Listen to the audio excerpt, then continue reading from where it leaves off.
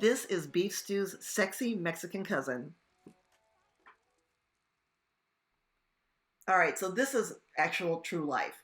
I will stand around my kitchen and stare at a dish and just talk to it. You know, like, okay, baby, what do you want to be when you grow up?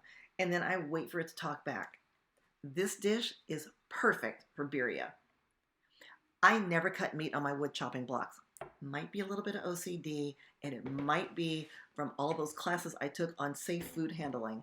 But this non porous board is what I use solely when I do. Okay, a little aggressive on the slam. I agree. I agree. But anyway, I only use this board to cut meat on. The perfect cut of meat, by the way, is ground chuck for something like this. See all of that fat? It's going to make for a really flavorful dish, but this is a really tough cut of meat, and so it's going to take a while to break it down. Season generously with salt and pepper.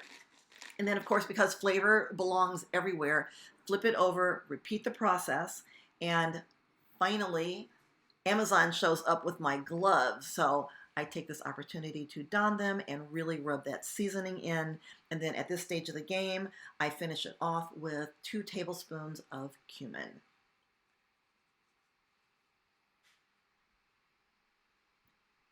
That Dutch oven is one of my beloved pieces.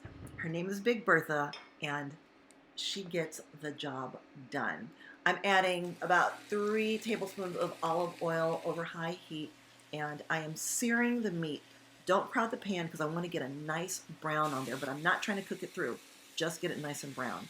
Takes about 2 batches, and when I am done, I return all. Yes, talk to me. I return all the Big Bertha to hold on to while I start getting the adobo together. I take about 12 Gallo chilies.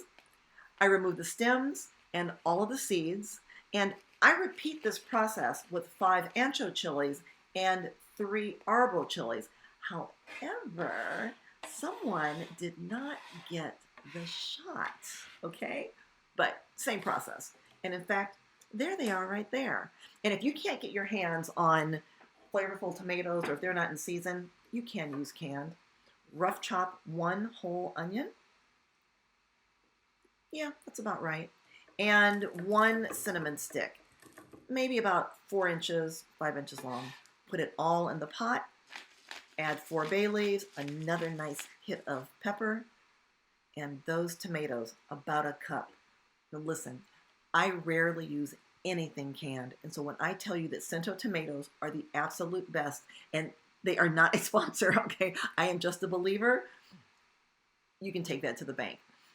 Cover all of that with just enough water and bring to a boil. Simmer for about 15 minutes until you get a nice rich stock. Now, here is an opportunity for a huge blooper, but I decided not today, Satan, okay? So no spills. Take the softened aromatics, pop them into your blender, and hopefully you have a nice big cup. I love my Ninja.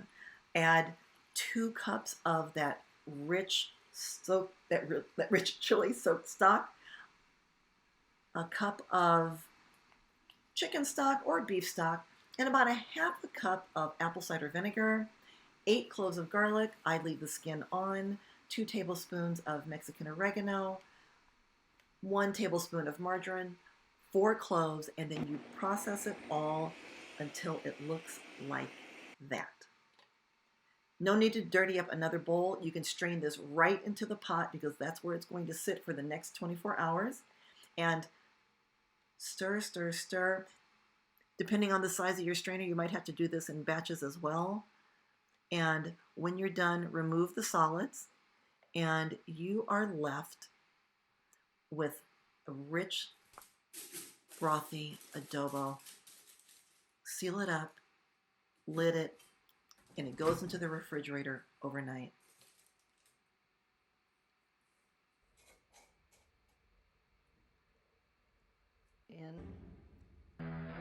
Yeah, we have a little bit of a problem. I got this in Argentina ages ago, and I'm not sure if it's been cured.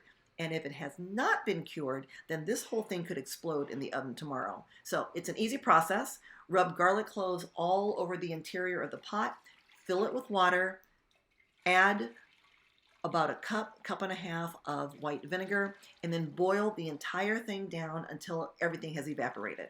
However, I went down a research rabbit hole and found an article on the presence of lead poisoning in old clay pots. This process does double duty because if there is lead present, then there will be a white residue left at the end of this evaporation process. However, I live in California and we do not have the best tap water, and I wanted to be sure because I don't take chances when I feed the people that I love. So back onto Amazon, and I get a legit test. It's a 30-second swab, and if there's the presence of lead, it will turn orange, pink, or red, and we are good to go. After 3 hours in an oven, 350 degrees, the meat is fall apart tender. And does it taste as good as this house smells? Yes. It's all the good things, all the good words, all the good feelings in that one bite. And to make doubly sure, yes, I nailed it. It's amazing. The remaining sauce I am actually boiling down, and while the meat is still scorching hot, I'm tearing it up in bite-sized chunks, and I want this to be fairly saucy, and I wait till it's about that thick before I return the meat to the clay pot. A generous, sexy garnish of cilantro, sliced red onion, sliced cabbage, and avocado. And yeah, I don't know why I left that other cilantro on that plate. Come on now. It's not like I'm not going to devour that, right? Right. Look at that pretty baby. Oh, yeah. But now a dress rehearsal. So I fire up a quick tortilla, and yeah, really, Sheila, tongs, come on, it's a taco, it's finger food. So the birria, cilantro, sliced red onion, cabbage for crunch, of course, that avocado, and a mandatory squeeze of lime. And all right, drum roll, please. Oh, come to mama. Oh, it is the best. Oh my God.